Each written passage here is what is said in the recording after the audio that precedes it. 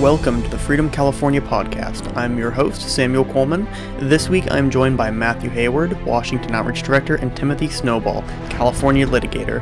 This week we discuss Tim's background as a lawyer, the Freedom Foundation's campaigns over Christmas, and a recently filed campaign finance complaint. Stay tuned.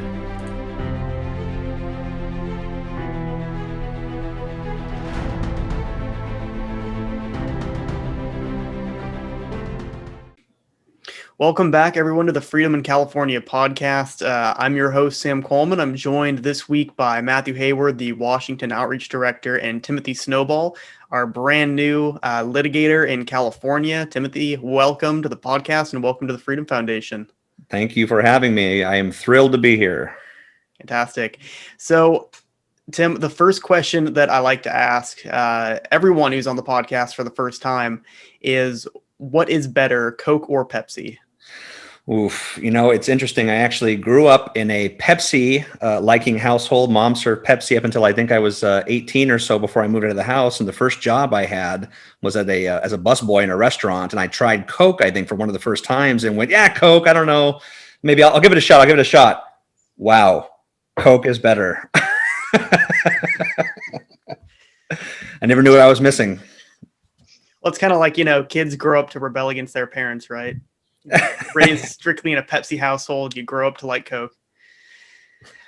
So, Tim, I want to talk a little bit about your background, just in terms of what you did before you got to the Freedom Foundation. So could you let us know a little bit about that? Yeah, sure. So I guess the way that I always usually start answering a question like this is talking about just being kind of a nerdy history kid. In school, I was one of those kids who, really couldn't sit still. Teachers always told me, God, if you would just turn in your homework or just pay attention in class, when you actually do that, you get good grades and you do well. I wish you would do that more. So I remember the first class that really got me excited was in the 6th grade, my first American history class. And it really just got me fired up. It was the first time I was hearing about issues of individual liberty and limited government and the United States being kind of a unique country in the history of the world. And so that's a passion that I carried with me into adulthood. I actually had wound up being a high school dropout. I dropped out of high school my senior year. Was one of those kids where school just really didn't click for me. Wound up getting involved with different jobs in the restaurant industry, hospitality industry. So I worked my way up from being a busboy to a server, bartender, and assistant manager and all that. But, made this decision in my mid-20s to go back to college and specifically to want to study political science, want to study history, and eventually want to get my legal degree. So fast forward, I wound up going to the University of California at Berkeley, which was a unique experience for someone of my ideological persuasion. Went to George Washington University in DC to get my JD. And very quickly, once I got out to DC, I got involved with the Liberty Movement. So I wound up doing a clerkship with the Institute for Justice on the East Coast, getting involved with the Koch Fellowship Program. And in the past 3.5 years, I've actually been a litigator at Pacific Legal Foundation, which is focused on property rights, free speech, kind of a grab bag of different constitutional rights. And here have hence come to the Freedom Foundation. One of my primary interests the last several years has been focused on workers' rights and First Amendment freedom. So it's a perfect fit, I think. Oh, that's fantastic. So is that what interested you most about our mission, is the focus on individual rights, the focus on helping get public employees out of union bondage? Yeah, it's so interesting. I think from a legal perspective, you look at when you get down to the nitty gritty of being a constitutional litigator, a lot of times the questions that you're looking at really turn on interpretations of language. And so in some cases, you're looking back at, what did the Supreme Court or the founders of the United States think about this in 1790? Other times you have the Supreme Court stepping in and interpreting different rights kind of throughout history and expanding and contracting and kind of as it goes. And so it's so interesting when it comes to the First Amendment rights that are implicated in cases like the Janus case, in cases having to do with worker freedom, where the court has really come in the last 10 years, or arguably even the last 3 years, and really reiterated that individuals have a First Amendment right of association and speech to decide where they're going to contribute their money and who they can be coerced to participate with. And so I think it's so interesting and unique to have this additional protection that's been added onto the First Amendment. And it really gets me excited about my job to be able to go out and enforce that and see people be able to take advantage of that. Well, all right. Well, that's fantastic, Kim. I know we're happy to have you in California. I assume the rest of us are happy to have you too. Maybe Matt can talk more about that. But Matt, I did notice in the background of your video, you've got a fun little poster there. Do you want to? What's that about?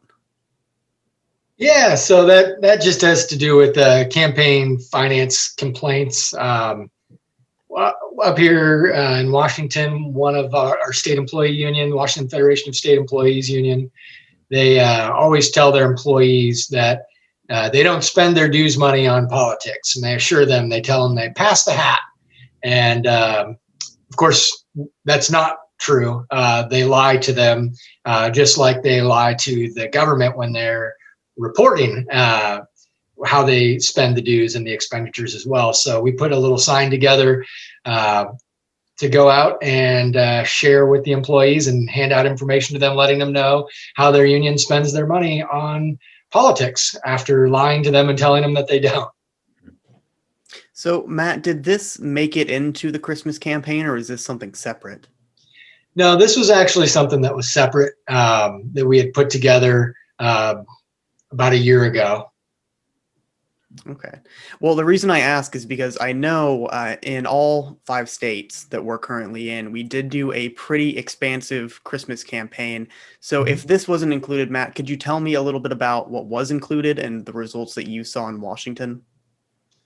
Yeah, sure. So I know most years we have a Freedom Foundation Santa Claus who travels around and visits government union buildings and gives information to public employees about their rights and how they can give themselves a gift for Christmas and give themselves a raise. But due to the pandemic and no one being at their offices, we did things a little differently this year, and we filmed a video with Santa, who shared a special message with public employees this year.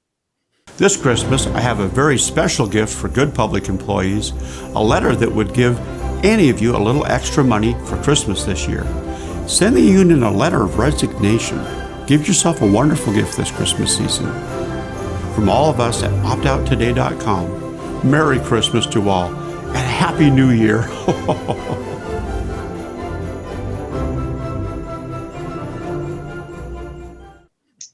We also sent mail and email out to public employees, letting them know that they can save money and spend it however they want. If they want to buy extra gifts or do whatever they want to do, it's their money.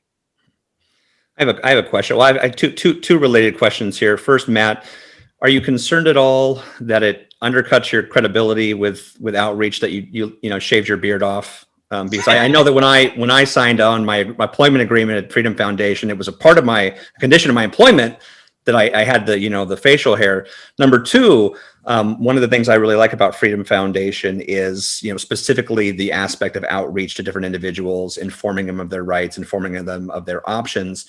Is there anything in particular? You mentioned, keeping their money. Is there anything in particular in terms of the messaging that you find most effective in communicating, whether it be with individuals in Washington or public employees anywhere?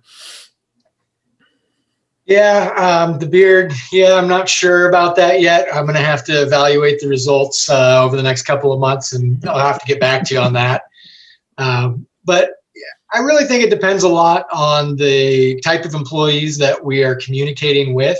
As far as the messages, I think the holiday season's usually a little bit more lighthearted. So, we usually don't focus as much on the politics right around that time of year. And it's a lot more just about the money and the fact that it's their voice. It's their money. They can spend it however they want. They can always rejoin later.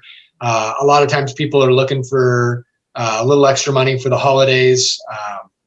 So I don't know. I think that's a good message for the holiday season. It's just letting people know that you can spend it on necessities or luxuries. It's up to you how you want to spend your money. Mm-hmm. So, Matt, I know that there were a few tweets that were sent out by our Freedom Foundation account showing these stacks of opt-outs. Can you verify for us that those were indeed legitimate and not, fake opt-outs or anything like that? Yeah, so the first mailing must have hit on a Friday or a Saturday, because I came into work on a Monday and saw the largest stack of opt-outs I had ever seen in one day that had come in. It was just a huge pile. At first, I thought there was some sort of error with the post office, that maybe the cards had ripped off and just got mailed back. Occasionally that happens with one or two of them where they get torn off and they just mail back blank. But they were all filled out. It was a huge stack. And then day after day for several weeks, we continued to get piles of opt-outs every day, and we were just backlogged with opt-outs. We got over 1,000 opt-outs in Washington. So roughly $800,000 a year back into the pockets of workers instead of being used to buy our politicians. That is fantastic. And I know we saw something very similar in California where there were a couple of times where I went to go check our PO box and I was told by the mail clerk that there's actually more in the back and they couldn't fit it all in there without, bending and warping it. So, I mean, Merry Christmas to us, but more importantly, Merry Christmas to the literally thousands, I think I can say, of public employees that we were able to help over the holiday season. So I think maybe you bring an intern on just to help you carry the mail from the post office. That would be a worthy reason to bring on some additional staff. Huh? Yeah, if anyone wants to help, please send an application. So I think right now we're going to take a quick break, but when we come back, we're going to continue talking about some other things we have going on, so stick around. If you like what we do and you want to see more of it, please consider making a small financial contribution. The Freedom Foundation is a 501c3 nonprofit and all donations are 100% tax deductible. Visit freedomfoundation.com/donate. Association. That name might sound familiar to you or it might not. It is the parent union of the lifeguards that we helped get out of their union about a year ago. So with this union, typically when a union is spending money on politics, they have to, report where that money comes from. Under California law, there's a couple different ways that can sort of manifest. So in one of these, if they are collecting money directly from their dues payers, as long as they spend more than $100 per person per year, they're supposed to report all sorts of information about these people. They're supposed to report, their first and last name, who their employer is, how much they gave, and that's supposed to create, at least some amount of honesty and transparency with how unions are collecting this money. What CSLEA did is they labeled all of their political donations that they were collecting as intermediary from CSLEA for under $100. So what you might think when you see that is that each and every one of those people is giving under $100. So therefore they don't have to report, their names or how much they gave. It's just CSLEA acting as an intermediary. It's fine. However, the issue here is that CSLEA on their website just straight up says we collect $28 per person per month flat. So you do a little math in your head and you're thinking, okay, so they're collecting $28 per month. There's 12 months in a year. That's $336 they're collecting per year. That sounds like more than 100 to me. So that was our first inclination that something might be wrong, is we just did a little bit of math and we were like, oh, that's a little weird.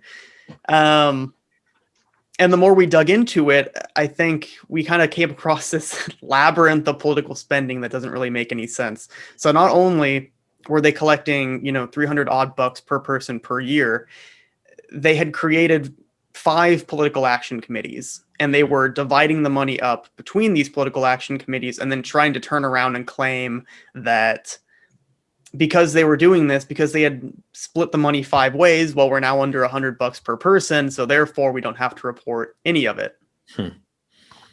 So that's where we are with that complaint. If it sounds fishy and probably illegal, that's because we think it's very fishy and probably illegal. But Matt, Tim, I think I've talked enough, so I want to let you guys jump in here if you have any thoughts. No, I mean it's so interesting, right? The idea that, this is something I always like to talk to people about, is this idea of, public unions being able to work in concert, in partnership, through statutes that are created by the state to take people's money away from them, often without their consent, against their will, and then turn around and give it to the very politicians who enacted the statutes, empowering them to do that. I mean, it's absolutely outrageous. And knowing human incentives and human nature, does it surprise us that there's shady things going on? Does it surprise us that there's possibly illegal activities going on? When you set a system up to encourage that kind of behavior, I don't think it's that surprising that this kind of behavior that results. Yeah, absolutely. And I know that our campaign finance complaints up here, we've had several of them against Federation of State Employees, AFSCME, Teamsters, SEIU. In fact, we had one of the largest campaign finance complaints, or resulting in one of the largest penalties in history in Washington State against SEIU for $250,000. And that was for concealing $9 million in campaign activity from the voters. Wow. And so it's problematic in a different way when the unions are hiding their campaign contributions that they're using the dues for from not only the public, but from their own members. So a lot of times their own members are not even aware of how their union is spending their dues because they're being lied to by their own union. One of the analogies that I always get reminded of is Justice Alito actually in the Janus case, when he's talking about the function of taking money from public employees and giving it to public unions. Is this idea of, imagine if you got a job and they said, as a condition of your job, we're just going to take $50 a paycheck from you and send it to the Democratic Party or to the Republican Party or to any X political action committee, right? In any situation like that, people would go, oh my God, like that's outrageous. Like I shouldn't have to do that. And it's only one more step to understand exactly what's going on, I think, with the political advocacy of the unions. Yeah. Oh yeah, I think you're exactly right. Because these unions certainly don't want to tell their own employees where the money's going. They are much happier creating 5 political action committees that even we had trouble tracking them all down. I mean, and we're well equipped to deal with this kind of thing. So if you're just your average dues paying member, how are you supposed to figure out where exactly all this money's going unless they tell you down to the penny where they spent it? I mean, it's just designed to be secretive. All right. Well, Matt, Tim, I wanted to thank you guys again for joining me this week, and everyone watching at home, thank you too for tuning in, and check back. We'll have another episode up soon.